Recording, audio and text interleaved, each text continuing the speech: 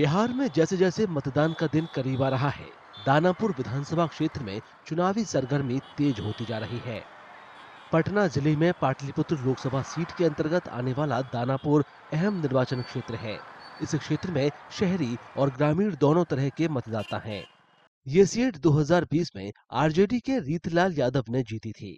हाल ही में रीतलाल यादव को जबरन वसूली के एक मामले में आत्मसमर्पण करने के बाद जेल भेज दिया गया था।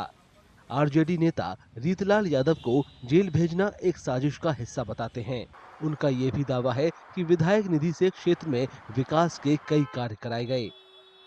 हमारे पास आपने कहा कि आपके वर्तमान विधायक जेल में हैं और उनका पूरा परिवार जेल में है। ये बात सत्य है कि साजिश के तहत उनको उसी साजिश के तहत रखा गया है कि वो चुनाव में जेल में रहें और विपक्षी जो है उन पे हावी रहें।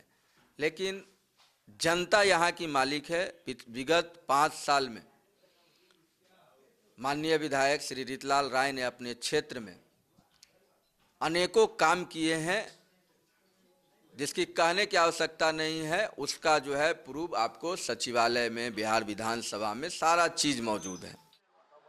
दूसरी ओर बीजेपी उम्मीदवार रामकृपाल यादव को पूरा भरोसा है कि मतदाता इस बार उन्हें ही चुनेंगे। उन्होंने मौजूदा विधायक की आलोचना की और उन्हें एक अपराधी बताया जो जनता का प्रतिनिधित्व करने के काबिल नहीं है। कोई कंपटीशन नहीं है।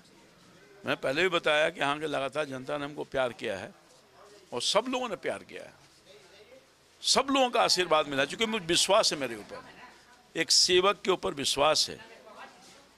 रंगदार और अपराधी के पीछे नहीं उनको विश्वास करेगा।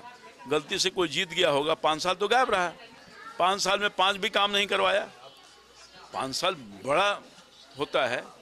तो जो जनता के बीच में आएगा ही नहीं और बगल में ही घर है, वो वही इलाका का ये पार्ट है।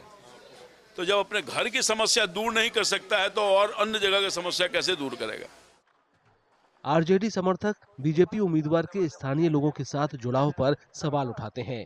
उनका कहना है कि वे निर्वाचन क्षेत्र के बाहर से आते हैं। यहाँ पर एक और दिलचस्प मुद्दा है कि भारतीय जनता पार्टी में इतने यहाँ सिपाही थे, पूर्व विधायिका थी और भी स्थानीय विधायक, लेकिन सारे को दरकिनार करके भारतीय जनता पार्टी ने पैसा की बदौलत रामकृपाल जी, जो इस विधानसभा में घर नहीं है उनका, पटना यहाँ पाटलिपुत्रा में भी नहीं है, वो रहने वाले पटना के बांकीपुर विधानसभा के हैं और यहाँ पर आकर चुनाव लड़ रहे हैं। तो ये भी एक बहुत बड़ा मुद्दा है कि घर का बेटा चाहिए कि बाहरी बेटा चाहिए।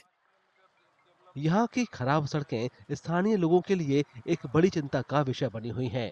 मानसून के दौरान हालात यहाँ पर और खराब हो जाते हैं।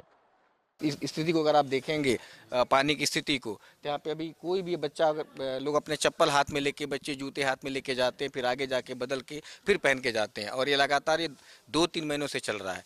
ये जो रोड का थोड़ा बहुत आप स्थिति देख रहे हैं तो ऐसा इसलिए क्योंकि हम लोगों ने अपने पर्सनल 2000, 3000, 4000 जिसकी जैसी क्षमता थी, पर्सनल कंट्रीब्यूशन करने के बाद इसका हम लोगों ने जेसीबी के द्वारा ईंट गिरवा करके अपना टेम्प्रोरी अभी व्यवस्था हम लोग यहाँ से लेकर भी आगे तक हम लोग किया है, जबकि इधर का भी स्थिति वैसे ही है क्योंकि अभी ज़्यादा इसमें पैसा खर्च होगा। सबसे बड़ा मुद्दा ये रोड का है और ये अभी तो आप कुछ नहीं देख रही हैं, फिर भी बहुत पानी जमा है।